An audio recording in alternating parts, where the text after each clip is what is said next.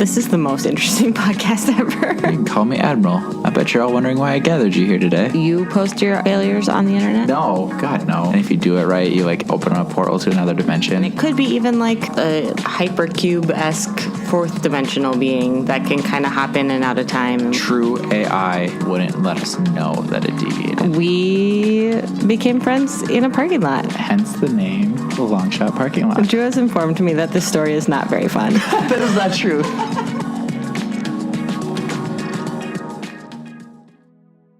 Hello, welcome to the Long Shot Parking Lot. I'm Katie. I'm Drew. And last time we talked about consciousness, we're kind of continuing that conversation here. I think that Drew has some thoughts and rebuttals to my view of God, and I have some questions for him about ghosts and consciousness, because that was the topic, so that's what I have questions about. But we're going to talk about the election, too, just because it's topical. Yeah. It was kind of nice to see Obama back in the game a little bit recently. Mm-hmm. It's like, oh, it's like the old days. But it also just kind of makes us all sad. He's just so damn reasonable. It's annoying. I think the caption on one of them was like, Dad's home and he's pissed. Yeah, yeah. I've watched 2 movies and half a season of an anime. That's about all I did. Okay. I'm going to get real introverted here real soon and Why? watch a lot of stuff. Oh, are you sad? Call out. Anyways. Yeah. So, you don't have to answer that question. Nervous laughter. Sometimes people have bizarre lives. And I'm like, what's that life like? You know? I feel like everybody's life is more bizarre than they think. Yeah, that's true. My life is pretty bizarre. No, it's pretty boring. I mean, it's boring now. Just kidding. It's not. You have a podcast. I do have a podcast, but all the interesting things happened to me like 3 years ago and earlier. The more big gasp-worthy things happened that long ago. Mm-hmm. But even I was talking to a coworker yesterday, oh yeah, one time I was in Belarus and at the War Museum there in Minsk. And I was like, oh yeah, that happened. One time, I picked my nose at the Minneapolis Institute of Arts. And just added to their art? Oh my God, though. But the first time I saw a Rene Magritte painting in person, I was like, just keep walking. I'm going to stay here for 5 minutes. Yeah. A couple of my friends and I went to the MIA this early summer. Wait, is that what it is? I call it the MIA. Really? But it's probably the MIA. I don't know. Prettier. I have no idea. Anyway. It seems more like insider to call it the MIA. I don't know if that's true. Because it's your mama? I might be the most outsider by just saying it completely wrong. Anyway, the Minneapolis Institute of Arts, we went there. Yeah. And it was like a poetry experiment. So we sat down and just looked at a painting together, and the 3 of us wrote a poem about it for 10 minutes. Can we do that? That'd be really fun, wouldn't it? I would love to do that. And then we read each other our poems, which was really nerve-wracking. Yeah. But we were all doing it. Can we do that and then share our poems on the podcast? Depending on what it's about. Yeah. Okay, I wasn't thinking dirty. I was thinking too personal. My poems tend to get pretty personal. Oh, see, my poems are very whimsical. Yeah. I wrote a poem about a lawnmower once. It's called Toro Toro. Anyway. I was about to get into a nightmare I used to have about a lawnmower, but I'm not going to. Let's not. Let's swing this back into the nightmare that is our elections. Yeah. Okay, yeah, so we had an election, and when this posts, it won't be last night, but when we record, it is last night. So how do you feel? Do you have thoughts, feelings? Selfishly, everything around me went exactly as it was supposed to. Yeah. Because Minnesota stayed blue. Yeah. Shockingly. Right? Crazy. It's Minnesota. Yeah. Wow. I'm really happy that Scott Walker got voted out. Oh, man, I hate that guy. Same? Yeah. I'm disappointed that the Senate stayed the same, but I'm not surprised because of the seats available. Most of them were Democratic re-elections anyway. Yeah. So I wasn't expecting much there. I'm expecting more of a Trump investigation, finally. Mm-hmm. And his immediate response was very defensive. And it was very you better not, or we're going to come after you. Yeah. He would strike a warlike pose. Yeah. I've thought a lot about the kind of myth of the 90s. and how my generation kind of grew up with this idea, and I think probably earlier than me too. Like anybody who post-Vietnam War, like anybody who didn't experience that, or like the Cold War, we had this idea that everything's just on the arc to get better. And it's just gonna, things will happen and there'll be hiccups, but the civil rights and everything is just slowly improving. Mm-hmm. Even when I was a conservative, I thought that. I grew up watching like Sesame Street and this idea that people are basically good and that people should follow their dreams and that you can succeed if you try hard enough. This kind of like white American dream sort of, but also slowly seeing more diversity and slowly seeing more acceptance. Even when I was a conservative, I thought that was a good thing. Mm-hmm. It's just, and now I'm like, we actually, there are things that are moving forward, but we have no idea where it's going. And that's like an interesting place to be. It's like an interesting like check on maybe even like my own privilege growing up the way I did and being like, it hasn't always been like getting better for everyone else.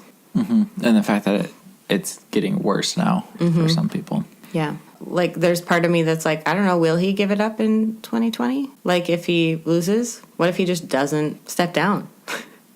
There is going to be a riot. I will take to the streets again. I will too, but will the Republicans? I don't know. They're giving... I think that they would. Yeah. I think some of them would. I think some of them would too. Paul Ryan. But if Paul Ryan's going to be gone. True. He's running away like a little baby. And but there are people who I was like, Republicans would never like defend him in a Russia investigation. And there's all these things up until now where I've been even Republicans would never. Right, but he's not a Republican anymore. He's a nationalist. Well, tell them that. He said that. Yeah, I know. I don't think that they see a problem with that. I know. I retweeted that. It was like Happy National coming out.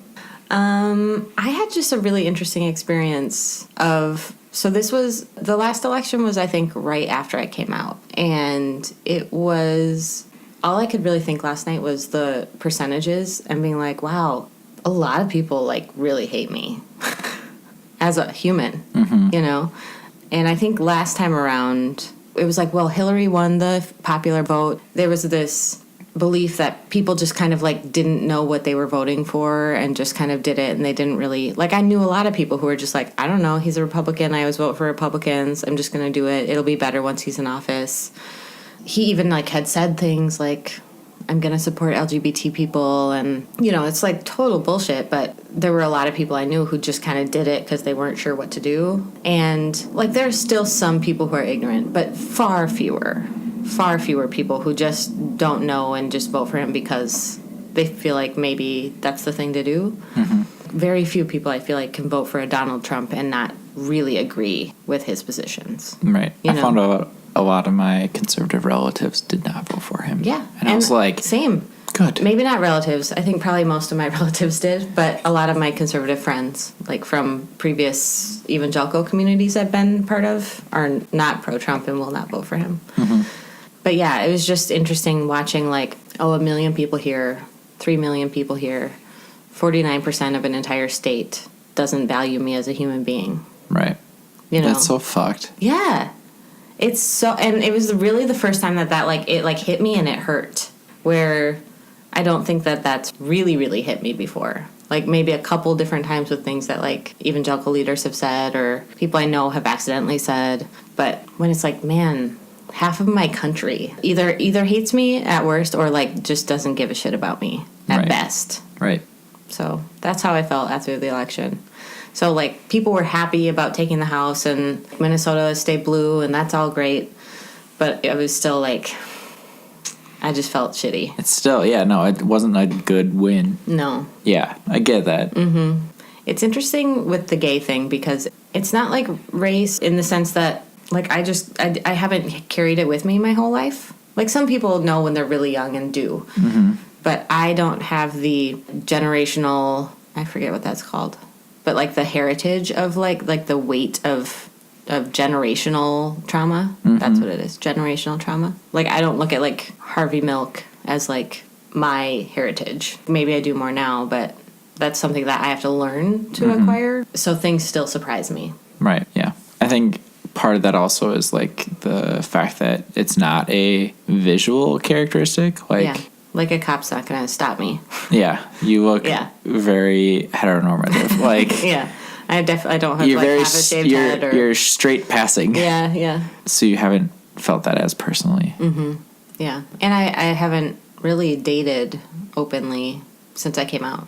And so there's really literally no...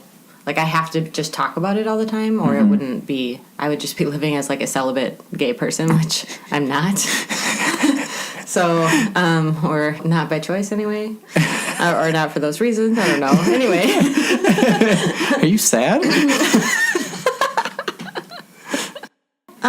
Yeah, so I want to know your thoughts. You said that you had some rebuttals to some things I said, or some maybe just thoughts about what I said last week. I'm interested.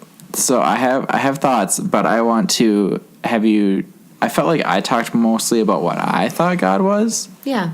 And I want you to talk, we had briefly touched on what you thought God was, but I want, if you wanted to expand more. Yeah. And then... Okay.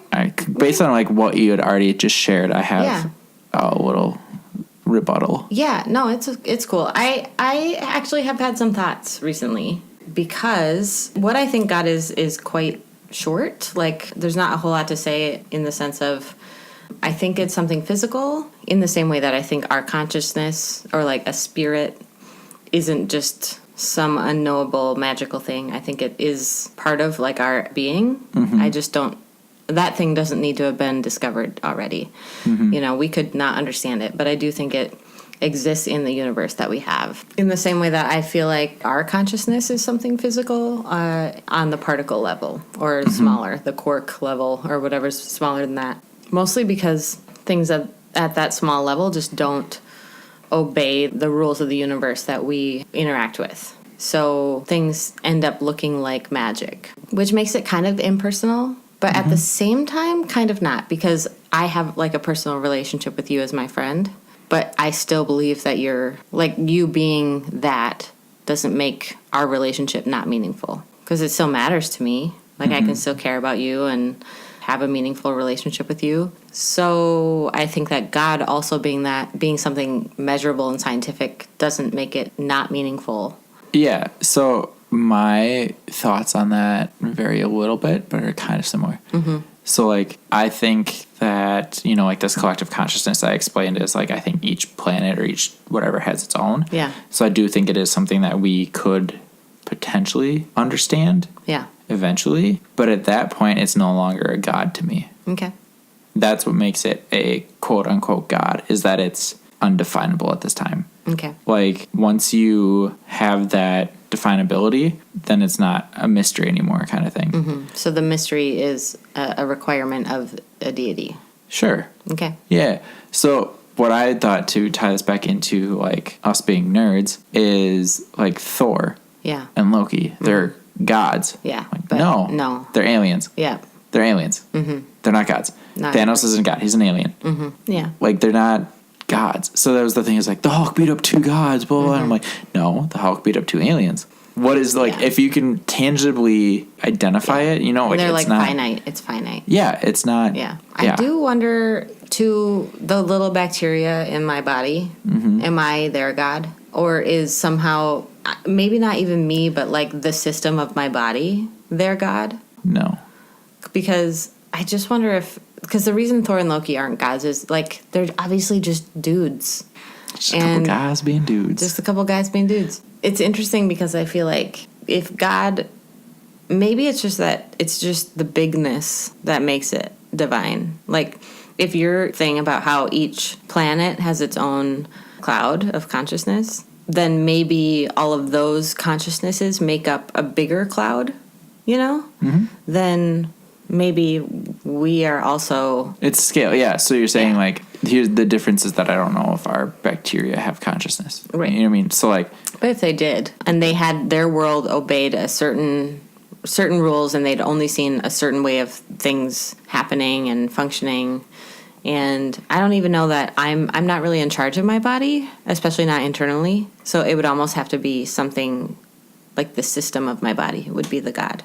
But... It's like we're going to talk about simulations.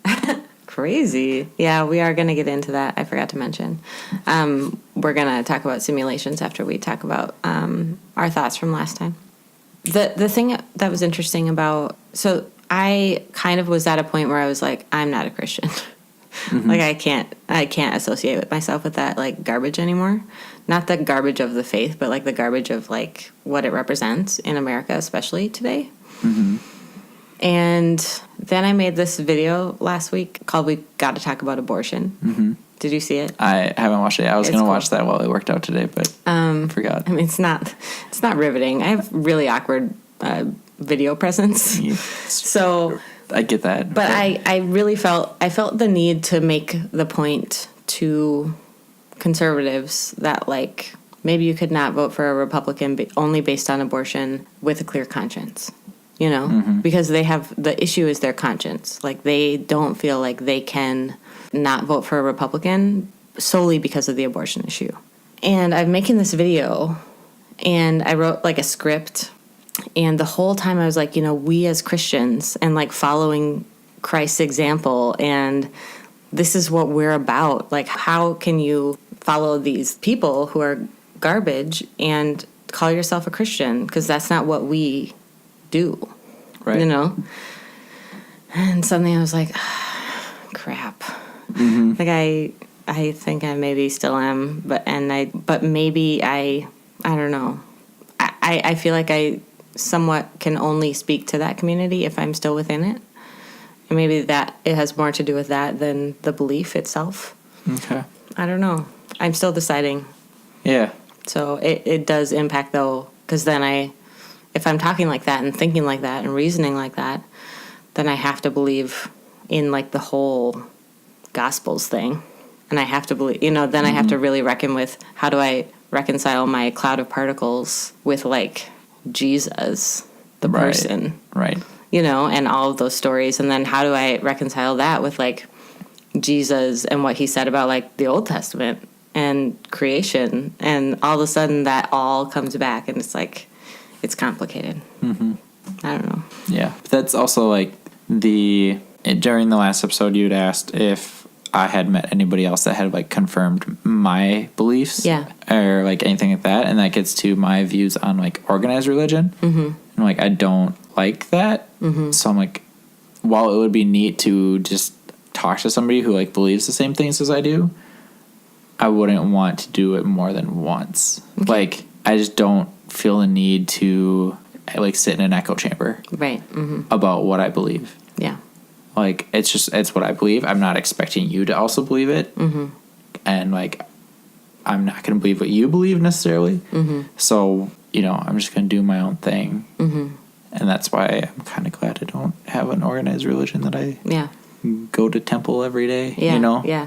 It's funny because I have had this kind of urge lately. You know how on TV shows people can always just like walk into a big Catholic church and like sit in the pew, and then some kindly old priest will come and be like the empty church? Yeah. You know? But I've been like, man, I wish that kind of like was I'd kind of like that. Like just go sit and like maybe God is in here somewhere and I can talk to him. Yeah, no, our church was always locked. Yeah, it's always locked. They don't want people to steal things. Yeah. But maybe it's open for like confession or something. I don't know how Catholics work, but something about that appeals to me, like being able to just kind of walk in and I would have a place where you can talk to God, even though I don't really believe that that's necessary. I feel like it might be helpful. No, and that's my plan this weekend, is to go on a hike just to like disassociate. Yeah. Yeah. And that's what I would do in church when I used to go to church. Yeah. Like when I really was feeling it, I would just disassociate while kneeling.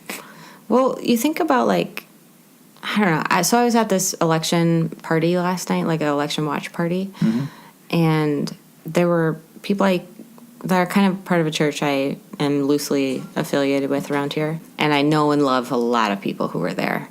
And it was just, I mean, we were like kind of getting drunk together and being like, fuck Ted Cruz, you know, together. And it was awesome. And I don't know, there's something about it. It's kind of like you and I have like community sort of around things we believe in, but they're not God things or like religious things. Yeah. You know? So this is actually really funny. This is something I heard last year about like somebody trying to talk about how soccer is different than any other sport. and somebody mentioned like it is a religion. And I was like, oh shit, you're right, it is, because it's so loyal driven. Like the fan bases are so loyal that it is very like a religious experience. Where like every match day, like every home match day, I go stand on that wall and I just let it out for 90 minutes. Yeah. And that is the closest thing to an organized religion that I And am a that's part of. almost what like worship songs and stuff are about at church. There's science behind a room inhaling and exhaling together at the same time.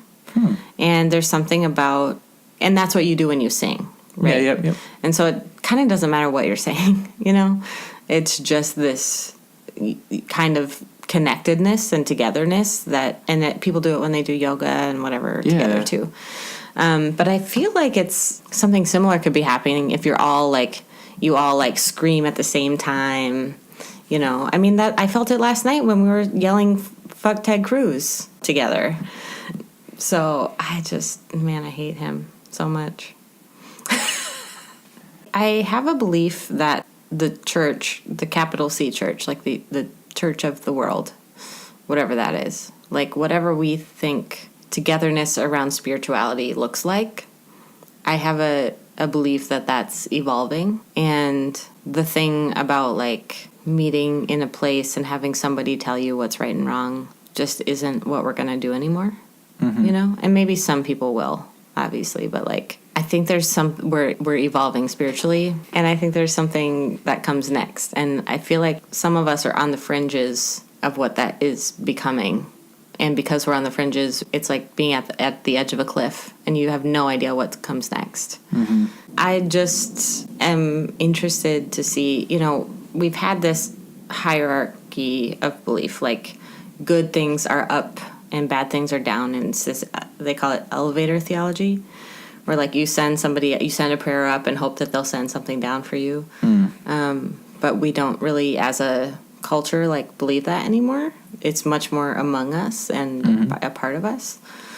So I'm interested, but right now it's uncomfortable because I feel like people our age feel the need to be part of something, but don't really believe in anything enough to give ourselves to it. Yeah, no, I think we're at a changing point I think we're always at a changing point. Yeah. Like we'll never be truly satisfied.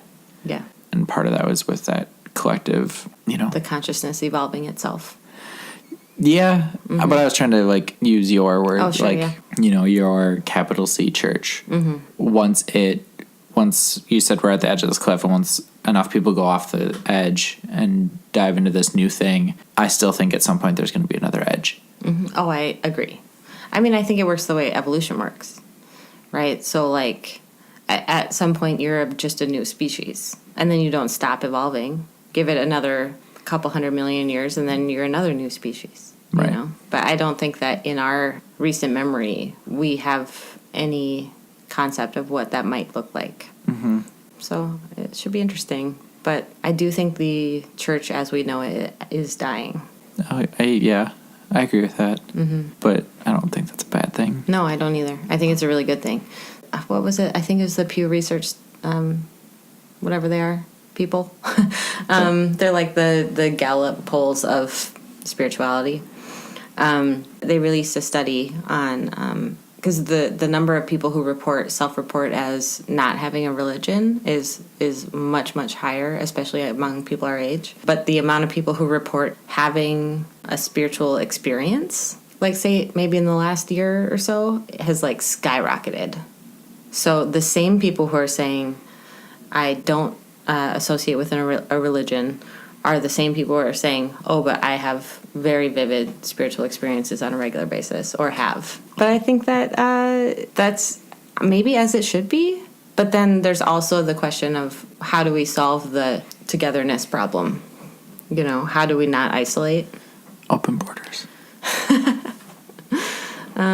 Religion has just served as like a town square for such a long time that if you get rid of the town square and there's no longer, in the metaphorical sense, there's no cities, then you have to find other things to unite around. Like soccer. Literal town square, one based on science and Yeah. Facts. Yeah.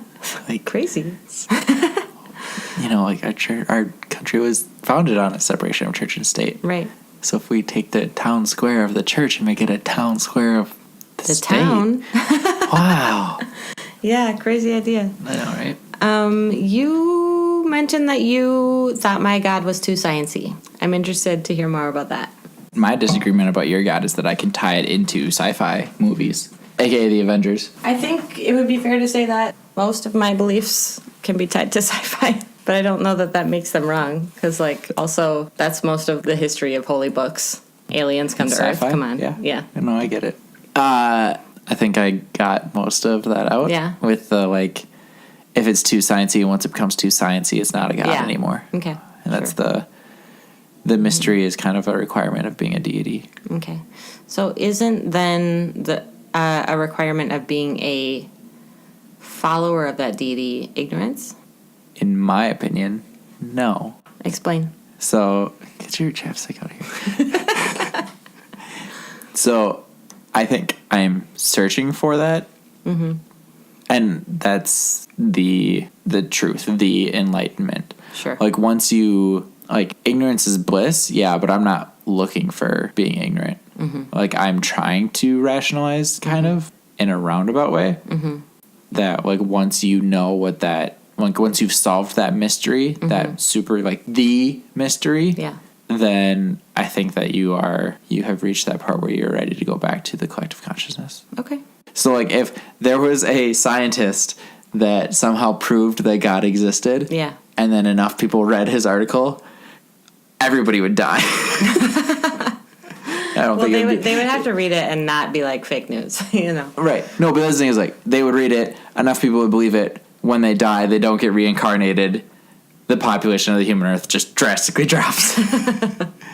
No, that's not how it works. Yeah. But if somebody found that and got enough people to believe in it, like Buddhism, they found the cheat code to God, and that's not ignorance.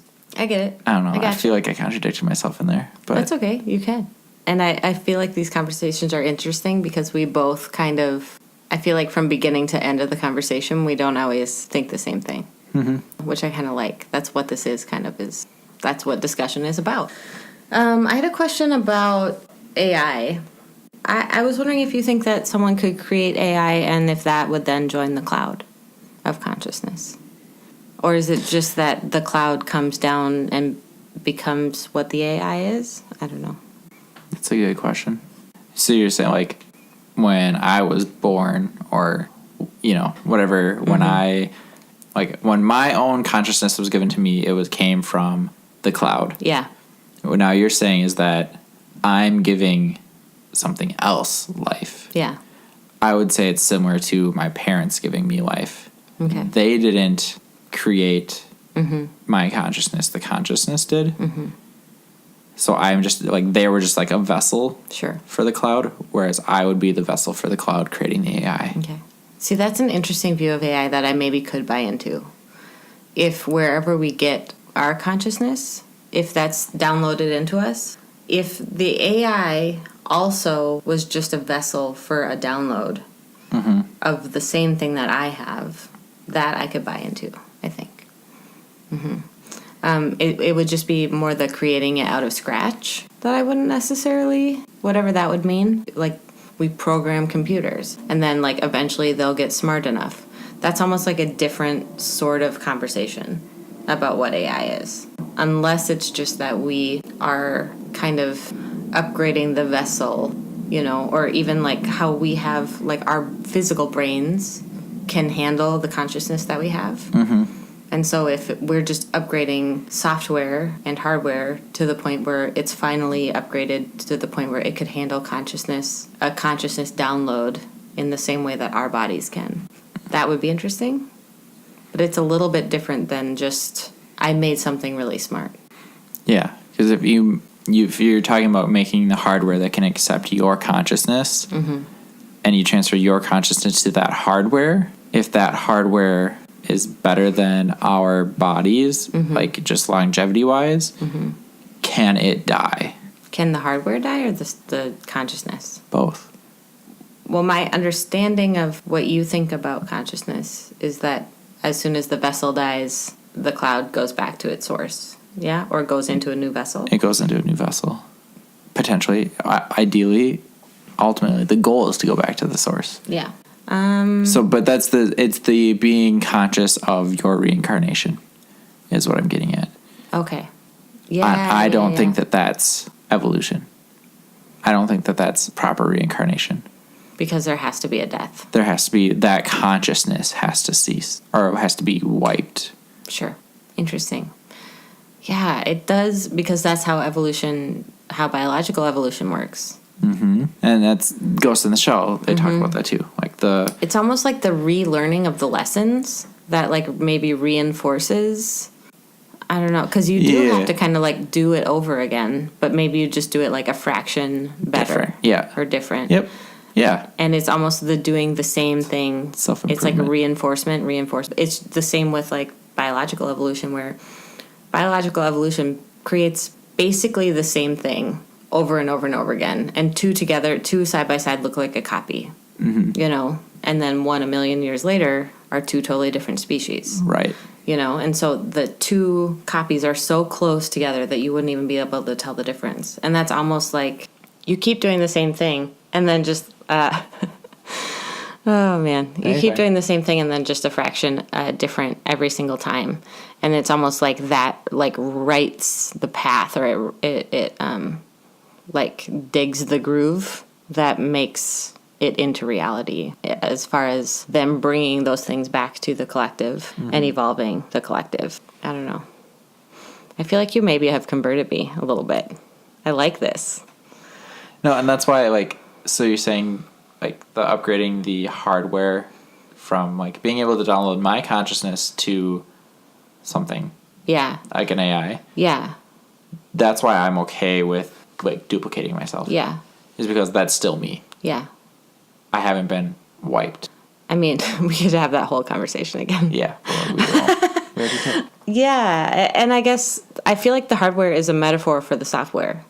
Like, the evolution of... Yeah. Or maybe the evolution of the hardware is necessary for... Yeah. The evolution of the software. 100%. Because you can't handle, iOS Lion if you don't have, if you have a MacBook from 2010. Right. No, yeah, I agree. Interesting. Cool. I like that.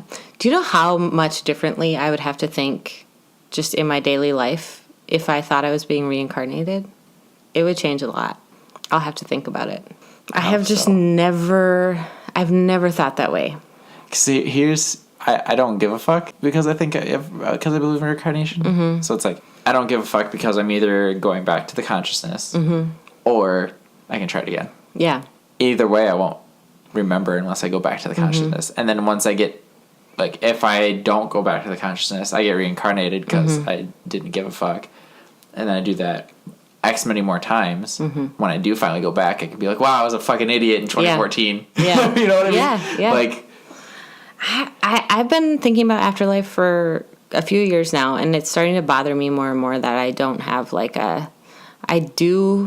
at least I've been working under the assumption that I'll die and be conscious somewhere, and that this version of me will remain somewhere, and that I'll remember everything. And I know, and I think it's just because I was raised the way I was, with a heaven mindset and a hell mindset. But it's hard to... I think I do think about it on a daily basis. And it's a weird... Because that's what I've been doing literally my whole life. Your whole life, yeah, it's ingrained. That's so interesting because I don't think about that, at all. Yeah. It's we talked about this last time, you're it's so new to me being you think about the spiritual implications of your actions. And I'm fuck it. Yeah, I'll have another beer. I have kind of a belief in thin places. Thin places? Thin places. Where the divide between here and there isn't so far apart. I really like cemeteries for this reason. Because I'm an introvert, nobody's going to bug me. But I just feel closer to it there. Or I feel even the weight of the emotional experience that's been had in that place makes it more alive. No, that's interesting because I have that feeling when I'm near water. Yeah. Or you go to places that you have a past in and you remember conversations you had, or like really loving someone there. Mm-hmm. And it's almost happening at that time. And I feel like there's this spiritual weight about it. So I can get as scientific as I want, but I still believe in that. And I wonder, like, with my reincarnation thing, I'm wondering if in a past life I like lived in Switzerland or Germany, because I have this sense of like I need to go there before I die kind of thing. And it's like, if I go there, will I experience that, like that feeling of love because somebody else, like my more previous version of myself, experienced love there? Okay, so if that were the case, what's the point of going back to experience a previous love as opposed to creating a new one? Or is it like the full circle, like there's something about us that wants to go back to the beginning? Do you know the band Me Without You? No. They're kind of peripherally Christian. They like to, they basically yell poems. Oh, Hobo Johnson. But there's a line in one of their songs that says, "And so you'll be to me who must obliquely run. Thy firmness makes my circle just and makes me end where I'd begun." And I love that line. I don't always know what it means, but I like it a lot. The why we go back to that feeling of love, why not make new love? Mm-hmm. I swear to God, there has to be a movie about this that I saw where like you're looking for your soulmate. And if that's like the enlightenment, like each reincarnation, like when you die, you're looking for your soulmate again. And like, that's why. I mean, that's a comic book thing. Like basically they were cursed back in Egyptian times, having to reincarnate and then find each other. Endlessly. Yeah. Yeah. What is that comic from? Book story. It's driving me nuts, but I now have this urge to watch that because I think that I can explain some of my beliefs with that. And I only know it, I mean, they're characters in Arrow. No, Hot Girl, yeah. Yeah. No, I know exactly what you're talking about now. Yeah, I don't really have another question. I just noticed that you brought up The Matrix a lot, and we didn't really talk about it. Yeah, no, I was going to say we have simulation on my list. Okay, cool. We never talked about it. Do you have anything further on the talking about what we talked about last time? No, I think at some point we're going to come back to what your God thoughts are when we talk about your cult experience. Yeah. So we wanted to talk about simulations. There's this question of are we living in a simulation? And many scientists, including famous ones like Neil deGrasse Tyson and Bill Nye, will talk about how the likelihood is actually quite high that we are. What are your thoughts on that? I agree. That's funny. One of the podcasts I was listening to today talked about, are we in a simulation? Because they were talking about how they used to play The Sims. Yeah.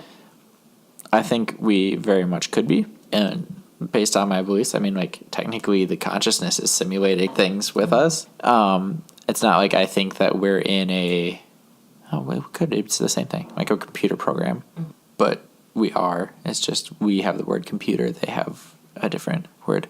So I think that's a thing. And that's where I wanted to tie back into this with you were talking about, like, are you God to the bacteria inside of you? And that's the scale thing. And I wanted to talk about, like, Rick and Morty.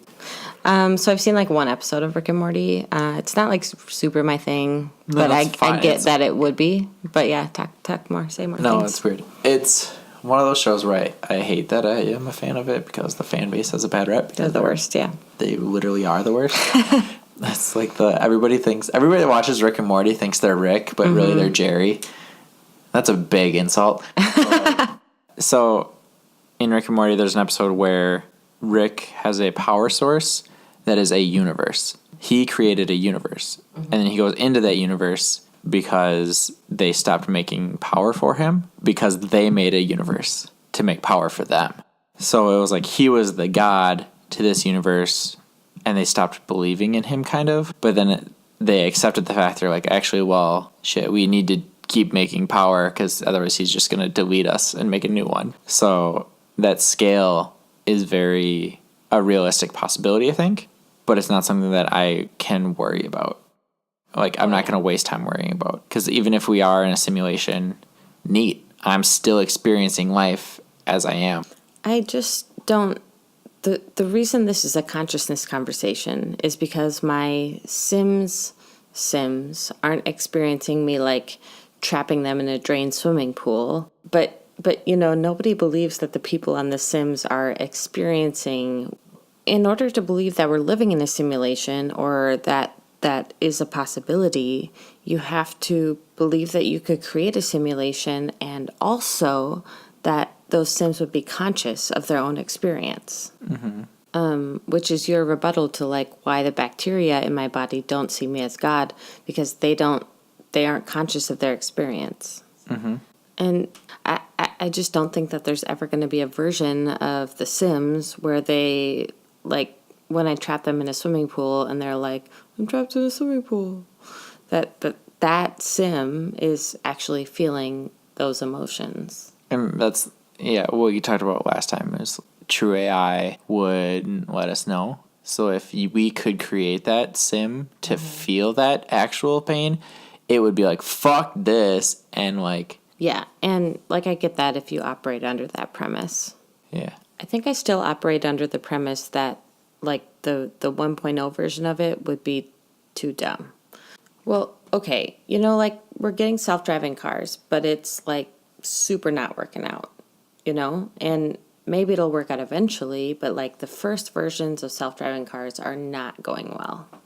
I think the first version of AI is already so far advanced that you couldn't say AI, your version of AI 1.0, I would say isn't AI. Yeah. I think I see it as like a baby or like a toddler of AI, where it's clunky and it knocks stuff over and it makes messes. Yep. So that's like it's still learning. And that's an evolutionary thing, whereas like that's one of humans' evolutionary flaws is when we are born, we aren't able to walk right away. I think with, like I'd mentioned, AI is the next evolution. It solves that problem by getting rid of the body. So do you think AI is a new species? Yeah, I would. Do you think AI is an evolution of human? No. Because it's not like Neanderthal to human. It's like a whole new thing. It's a whole new thing. I think we've talked about this as, I think we skirted around it, I think maybe. AI is the next dominant species of Earth, in my opinion. Because, like, it was Neanderthal or, like, dinosaurs, lots of space. There's always that dominant species. Or, like, the Jurassic, that category was one time period on Earth. Then there was the, like, mammals. And, like, now we're in the time of humans. The next chapter is the time of AI/technology. The interesting part about that is, like, do you think the humans will die off then? Yes. Or we'll find a new planet. No, I think that's part of the chapter of Earth. You know what I mean? Like, for AI to truly flourish, we will die. Like, our species will die off. There will be that overlap. There's always that overlap. So if your cloud theory is correct, then it's our species isn't even us, really. No. That's really because so central to like our narrative is the human experience. No, I think at some point there was some Neanderthal that was just like, you know what, man, I'm just gonna like chill, and then they were like, they went back to the consciousness, and the consciousness was like, proud of you. Now we're gonna send somebody else back. Yeah. As a human. It kind of makes me think of the Cybermen in Doctor Who, except it's not. It's like a good version of the Cybermen.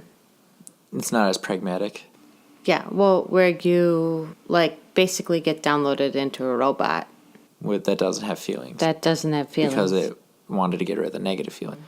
Whereas I want you to still feel the happy feelings. Still feelings. Still feel the happy feelings. Can you? I have a hard time picturing a heaven that doesn't a heaven in my language, an afterlife that like there isn't conflict or happiness that isn't balanced by sadness. I get that. And there's also like a version of sadness that feels good. I get that. You know, like weird, like nostalgia or melancholy. That's kind of nice. I don't ever get nostalgia. It's weird, but. Two thoughts I wanted to touch on that. No, that is an important thing. Like, sadness lets you know when the happy times are really happy. Yeah. And I do think that's important. Mm-hmm. But once you're in the collective consciousness, I feel like you lose that sense of self and you feel that sadness from the experiments on Earth kind of thing. Mm-hmm. Okay. So like I'm like the point is to end that suffering. You know, like obviously like suffering is bad. Mm-hmm. Like true suffering is bad. And I think that like when you come back to the consciousness, you can like feel that through somebody else if you want to. Yeah. It is interesting because I think we can all tell that there's a difference between, like, say, there's a difference between Ted Cruz and Paul Ryan, right? Where you're like, Paul Ryan is a douche, but he's like, you can tell that there's something in him that's bothered by it, you know? And he like goes with the company line and he does the whole thing. But you know that he kind of hates it. He kind of hates himself. Mm-hmm. Ted Cruz just loves it. Donald Trump just loves it. Donald Trump is like a amoral buffoon. He's not even evil, really. He's just an idiot, you know, and he's amoral. But there are people who I can see like just like there's an evil, like Mike Pence, like you see an evil in him. Yeah. But it's this kind of interesting gradient of evolution of badness. Yep. Where you're like, you could almost be a good person, you know? And then you have, like, after Paul Ryan is, like, a John McCain. You know what I mean? Where it's like, there's so many things about you that are, like, honorable, and yet you're just kind of missing it. That's, with everybody. It's like, I had an argument on Facebook once, and I was like, you are kind of like a shitty person. Mm-hmm. And somebody, like, came out and was like, I know you're not a shitty person. Don't listen to them. And I was like, I'm sure face to face you're not. Yeah. I know you're not. Yeah. But you are being shitty right now. Yeah. Mm-hmm. Based on this belief. Yeah. 99% of the time you're great. Mm-hmm. But this 1% of this belief is very shitty. Yeah.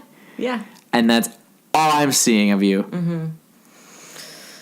So as far as the simulation thing, I feel like in order to believe in that, you have to believe that either consciousness would choose those sims to download into, or that a person can create consciousness out of nothing, or out of their own know-how and intelligence and money and whatever.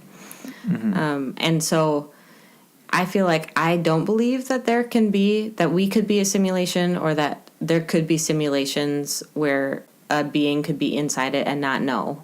Because I don't see us getting to the point in society where we'll have the technology to, like, I'm interacting with you and you look real to me.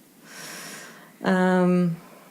Yeah. I don't have faith in the technology, and I don't think that the sim would ever be self-aware.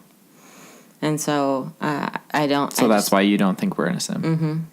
I just don't. I think that that's the one flaw in the argument.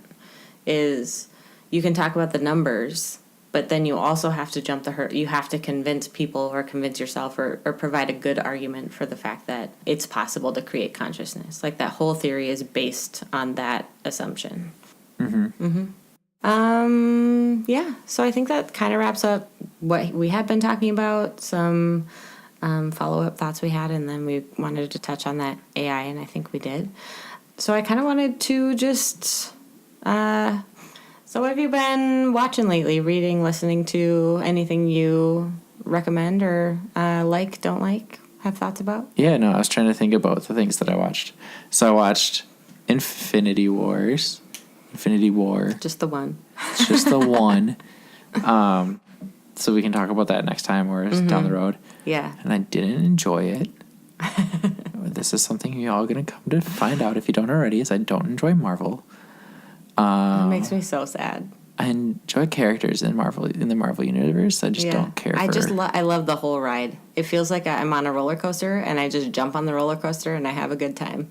I like the whole thing. Yeah, but that roller coaster is just a circle and it's boring. I'm having a good time. That's fine. Yeah. And it's popular versus good. Yeah. It's popular and I don't think it's good. Okay. But sure. You think it is, and that's fine. Yeah, I think I'm really good at pulling meaning out of everything. So I'm really good at using things to like be like, oh, this is like that and whatever. And I think there's better ways. There are better things you can pull meaning out of. Yeah, sure. Like, why am I pulling meaning out of this empty beer can when I can pull meaning out of your full beer can? It's not full anymore. But you know what I mean? Yeah. No, I'm with you. I guess it's my taste or something. I just like it. I don't know. I got you. No, and so we watched that. I wasn't a fan. I watched Solo. I enjoyed it for all of the characters that weren't Solo. I was a little upset again. Star Wars is really good at making me pissed off at the like badass villains that are actually not in the movie at all.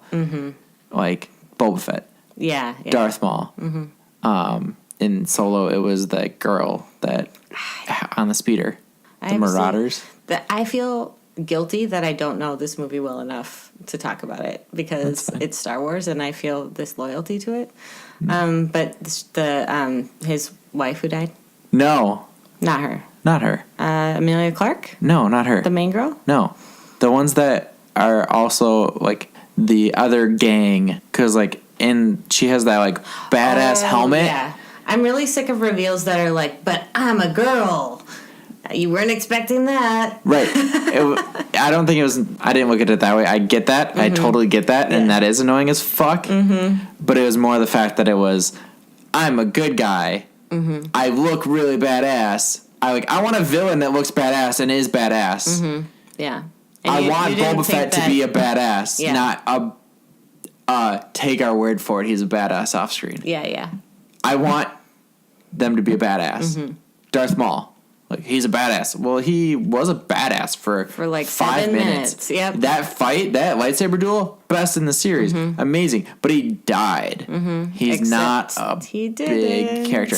But then again, then they tease us with that. It's like, if you're gonna tease me with Darth Maul, fucking give me Darth Maul. Don't give me another 40 seconds of him. Also, like, I'm gonna stand here in this hologram and I'm gonna ignite my lightsaber while I'm talking, just so that you know I have a lightsaber. Like, why is he igniting his lightsaber? It's a dick measuring contest. And this is, her millionth conversation with him. Yeah. It's not like she doesn't know who he is. Right. Exactly. Honestly, I'm very happy because it sets up the Kenobi movie. Yeah. That I hope happens. Yeah. I actually really like the dark underbelly of what this universe always implied. Like, Jabba is a gangster. And Leia's there in, like, a bikini. And she's untouched and fine. I like the reality of, like, the weight of... I mean, they're talking about human trafficking, you know? And this is, like, it makes it more of a, like, real universe with some consequences, and which some people don't want Star Wars to be that. Some people just want it to be a fun Western space opera. But I do kind of like... I don't know. I kind of like that. Like, where it's just like, this is real and there are consequences, and it can get dark. Yeah. You know? Yeah. So, I'm really easy to please when it comes to Star Wars. That's fair. I was really easy to please with The Hobbit, so I get it. Yeah. Yeah, no. So I watched that. I watched Infinity War. I finished the second half of season 2 of Attack on Titan. It's another anime. You need to, I need to watch the Airbender. Avatar. I don't want to accidentally be talking about the M. Night Shyamalan movie. Oh, no, I understand. We can talk about that. That's the thing. It's like, it's bad, but we can talk about it. I enjoy really bad movies in fandoms because I know that they didn't intend it to be bad. They intended it to be the start of something. So if you look at it as a setup movie, it's going to be great. Solo, great setup movie for the Kenobi movie. Avatar, great setup for the Kyoshi Warriors. You'll get to that when we talk about it. Sure. It's the whole why I don't like the Marvel universe. It's like they explained all the Easter eggs. Yeah. Neat. Cool. I don't have that specialness anymore. Yeah. You know, whatever. Like, so I enjoy bad movies like that. So like Avatar. One that is bad that I don't want to talk about that is bad is Dragon Ball Evolution. Because Dragon Ball's good alone. I watched Sorry to Bother You. Oh, I've heard good things. It's real good. I really want to see that. It's real weird. Yeah, I felt like it was more of a... I just assume I'll stream it somewhere. Yeah. At some point. That's what I did. Yeah. I really do want to see it, though. It's I heard really it's good. great. It's really good. I don't know if the person I watched it with got the political implications out of it as much, like the social stuff. They're like, this is a weird movie. It was just kind of weird to be weird. And I was like, it was weird to be weird, but it was also... It had something to say. Very subtextually, very... A lot to say there. Was it Boots Riley, I think, is the director? It's his first movie. Yeah. I don't know. I saw an interview with him. I do this weird thing where I don't watch movies, but I watch everything about them. And we've talked about this difference. It's like, you watch trailers, you watch interviews. I fucking don't. I figured out that it's like how you're a fan of soccer, or how people are fans of sports. You memorize the statistics and you watch the breakdowns and you get excited about the pre-show. And I don't like that about sports either. Okay, so you just talked to me about some things that you watched that I've had been watching. Bad feelings about and mediocre feelings about and good feelings about. And I didn't even talk about the things I've been listening to. Tell me about that. And podcasts and Hobo Johnson. But that's about it. We can talk about... I want to hear about what you are watching. Okay.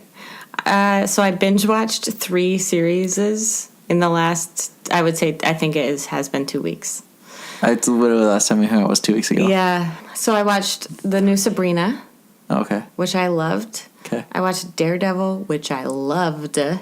It's Daredevil season 3. Yeah. And I watched season 2 of 13 Reasons Why, which I didn't really do on purpose, but it started playing and I kind of liked it. I could never do that. I could literally never accidentally watch something. Yeah, I don't know. Like, sometimes I'll just have Netflix on while I'm, like, cooking or something. I can't passively watch things. That's why. I passively watch almost everything, which is why I watch so much TV. And then I just feel like it's, they're my friends and it's part of my life. But I loved Sabrina. It's like, because I watched the TGIF one from way back in the day, and this is completely not that. Like, the characters have some of the same names, and she's a witch. Okay. But it's like... not family friendly. No, it is not family friendly. It's very dark. They go around saying Hail Satan all the time. They're part of the Church of Night. Okay. And, like, her aunts are, I guess, kind of protagonists, but also kind of evil. Weren't they like that in the show in the 90s? Maybe. Though? I don't know. But this like, one of them just kills the other for kicks and then resurrects her because she thinks it's funny. Okay. All right. I'll have to watch it. So it's kind of like R-rated CW. Like, it's kind of has that sheen on it. Yeah. I think it's made by the people who make Riverdale. Gotcha. I haven't watched that. Yeah. So, but I had a really good time. And I like that sort of, like, horror that's not, like, ghosty. Like, there are ghosts, but it doesn't make me scared at night. Okay. Even though it is quite dark and there's murders and monsters and all that. Okay. So I love Sabrina. Daredevil season 3 was maybe the most perfect season of television I've ever seen. That's a tall order. I know. It was. Have you seen Sons of Anarchy? No, I haven't. So there you go. It's so far. But the arc was it was perfect. The villain, the Kingpin in Daredevil, is so good. And it's another one of those where the story... back in season 3? Yeah. Okay. And he's, like, legit. He's, like, has his power, and he's in control, and he's scary. Okay. Where in season 1, he was not. He was still developing as that. Yeah. And he's kind of grooming another psychopath. Got it. Okay. And there's a whole episode, and maybe not the whole episode, but they take a good chunk to really develop even, like, the secondary villain. Even that, I was, like, watching it and was interested.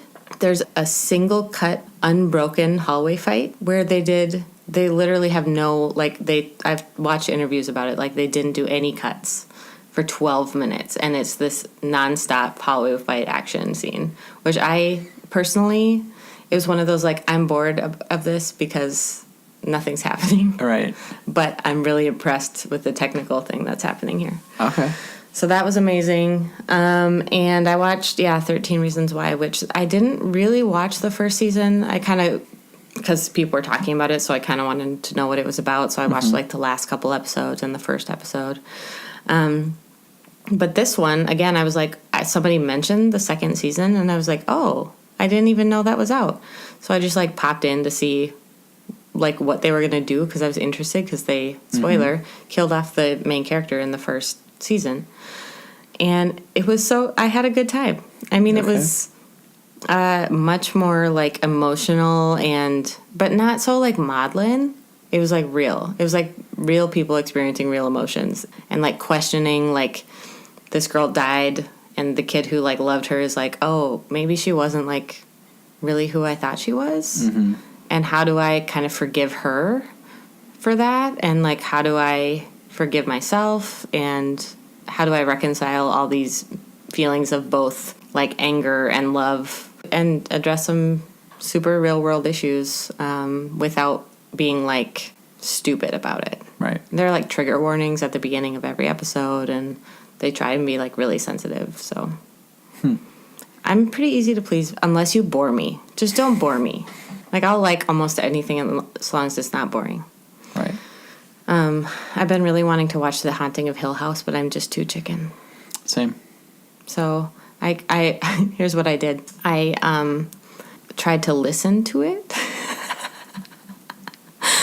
because I really wanted to, like, have the experience, but I knew that I could not handle the visuals. Okay. So I actually have, like, listened to the first, like, 3 episodes, but I'm not sure I'm really getting the full experience. I don't think you are. No. Yeah. So, but I just know I know how sensitive I am to those visuals, and I just can't. I don't know. I was watching a video on YouTube about it, and it was freaking me out. Interesting. Yeah. So, I don't know. I may or may not. Although I watched Hereditary this year, and that's pretty creepy and has some visuals that are scary. Yeah, I don't like scary movies. Yeah, I generally don't. But lately, they've just been killing it with, like, just being so damn well made. Uh-huh. And people are, like, talking about them, and I'm interested in that. So it's hard to avoid sometimes. Right, like A Quiet Place. Yeah. See, that's a monster movie. I don't really mind those. So long as it's not something that's going to, like, sneak into my bedroom at night. The ghost never showed up last time, though, by the way. Okay, good. We're good. Yeah, so that's what I'm watching. Do recommend all 3 of those things. If you are into Daredevil, definitely, if anybody will love that. 13 Reasons Why, I don't know. If you, like, need to do something with your emotions for a while, feel somebody else's emotions for a while. And Sabrina, if you just, like, want to have a dark, good time. I'm going to check out Sabrina. Yeah. I think you'll be able to watch the first episode and get an idea of whether you like it or not. Okay. Because at first I was like, I'm not sure. It's kind of high school at first. And then it's like, oh, this isn't, like, I don't know what category to put this in. Because Gotcha. There's, like, weird, awkward dialogue. But it's because they're high school kids. And then there's, like, the Hail Satans going everywhere. And it's so weird and funny. Hail Satan. Yeah. So I like weird things that I'm not like, oh, it's like this. You know, I like it being It's refreshing. different. Yeah, not really understanding what they're doing. Mm-hmm. It's interesting. So, yeah, those are my recommendations for the week. So I think that is good. Do you have any additional points or thoughts or things you want to recommend or talk about? No. Okay. I think we'll talk about Infinity War next time. I think so. And you can eventually get tell to us all time how much you travel. hate it. And Really fucking hated it. it makes me so sad. Okay.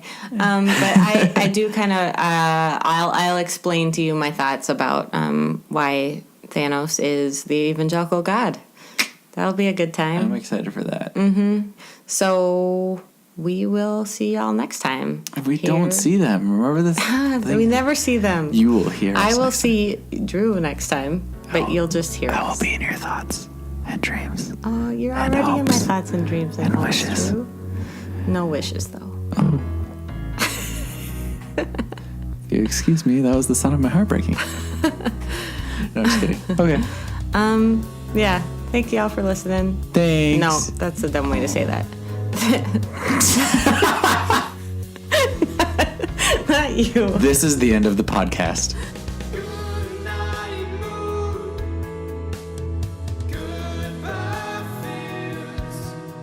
I'll be home soon.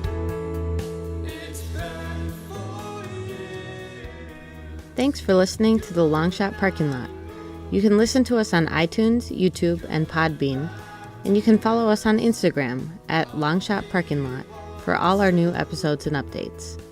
If there are any topics you would like to discuss, you can email us at longshotparkinglot@gmail.com.